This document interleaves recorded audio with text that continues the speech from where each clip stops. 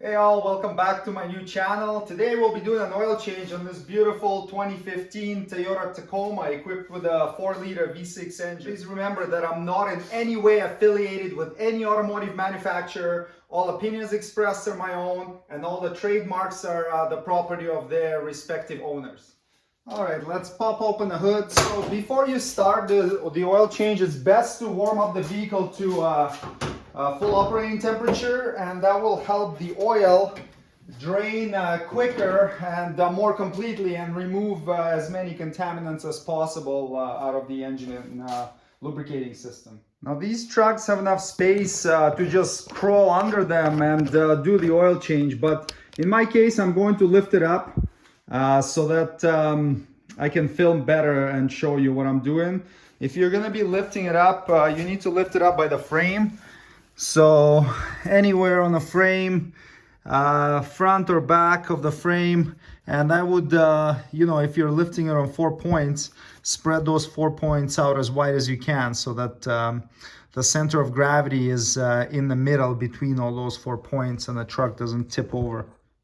Also, don't work under a vehicle that's only supported by a jack. Make sure to always use jack stands or ramps or something along those lines. Once your truck is safely secured, go ahead and locate the oil pan drain plug. So it's located right here on this model. Loosen the oil pan drain plug using a 14mm wrench or a ratchet with a socket. And then just be careful because the oil will be hot. So hold the plug until you loosen it all the way and then get it out of the way quickly like this.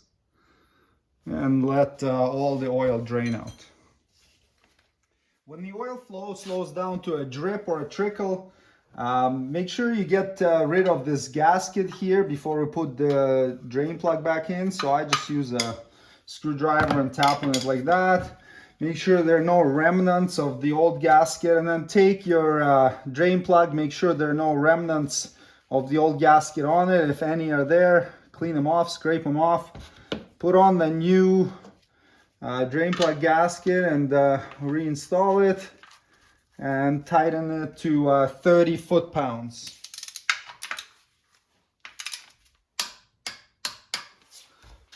Good. And then just wipe off any little oil residue here. You can use some brake and parts cleaner and just spray it off. All right. That's good. Now we can lower the vehicle back down. Now we're going to change the oil filter. It's located under the hood right here. It's kind of an interesting setup. You can just see right at the bottom right there, there's a plastic cap. Let's take that cap off. And that cap covers a little drain that the used oil will drain out of. So now we can grab this oil filter with a tool and loosen it up a bit. And you can check below the video for links to all the parts and tools that you need to complete this oil change. I have everything listed there. So loosen it just slightly, just so that you can crack it a bit. Don't take it off all the way, otherwise the oil will start gushing and it will spill out when you don't want it to. So now we're gonna take, there's a couple of ways of doing this. You can use a 5/16 hose and put it on that little drain at the bottom. Use about a 3-foot length of the hose and have it hang out of the bottom of the truck, and then you can catch the oil that way.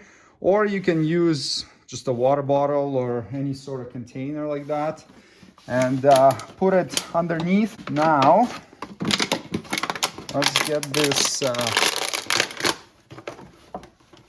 bottle positioned under the drain. Okay, there we go. Let's get this filter open. Let it drain out. Try not to overfill that little storage area for oil. Okay, pull it out, don't drop it, and then put it somewhere where it's not gonna roll and fall down and make a huge mess. And then just make sure the surface is clean, there's no dirt on it.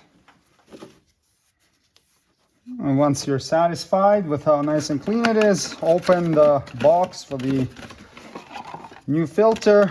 Get this plastic off of it. And with these Toyota filters, they're, whoa, we dropped one here, fun. Okay, these ones are pre-lubricated from factory, the seal on them, so you don't need to put any oil on them. Just line it up and spin it on.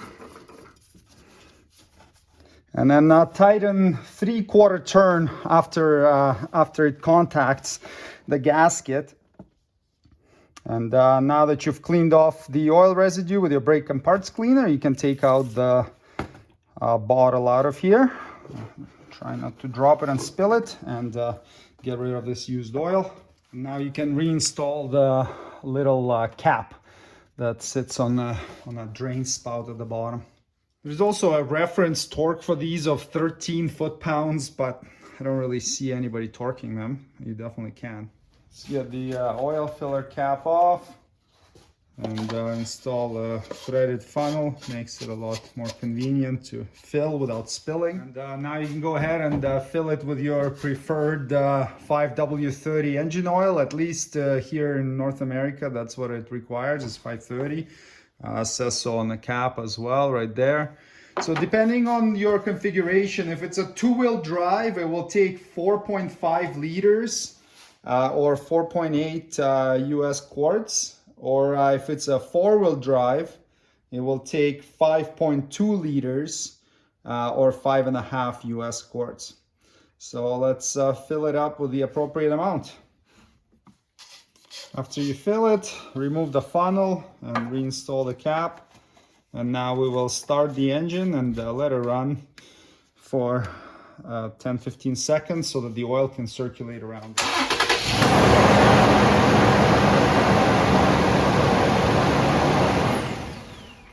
You can also take this opportunity right now to reset the maintenance reminder. Now this is a Canadian truck. We don't have maintenance reminders on these models, and it doesn't have navigation, so there's nothing to reset. But if yours is a US, I think it has a reminder in the dash and or in the navigation system. Now let's check the oil level. The dipstick's on the other side of the engine. Pull it out, wipe it, and then reinstall it. We'll be doing this check a few minutes after we shut the engine off, just to give the oil a chance to run down into the oil pan. Otherwise your result will not be accurate. Now pull it out and check the oil level. So it should be, you know, just under this mark right here, or close to this mark, and we're just a few millimeters below, so we're good. You can throw another 100 mil to top it off if you want, or it might rise if you wait another 5-10 minutes for it to drain down. Take this oil, a little bit of it on your finger, and just lubricate this dipstick O-ring so it doesn't get stuck in the dipstick tube, and get it back in. And that's it. Now we can close the hood, check for any leaks from the drain plug and the filter, and after that we're good to go. Oil and filter replacement is completed. Check the links below the video for any supplies or tools that you might need to do this. Thanks for watching. Please subscribe if you'd like to see more Toyota Tacoma maintenance and repair. See you next time. Cheers.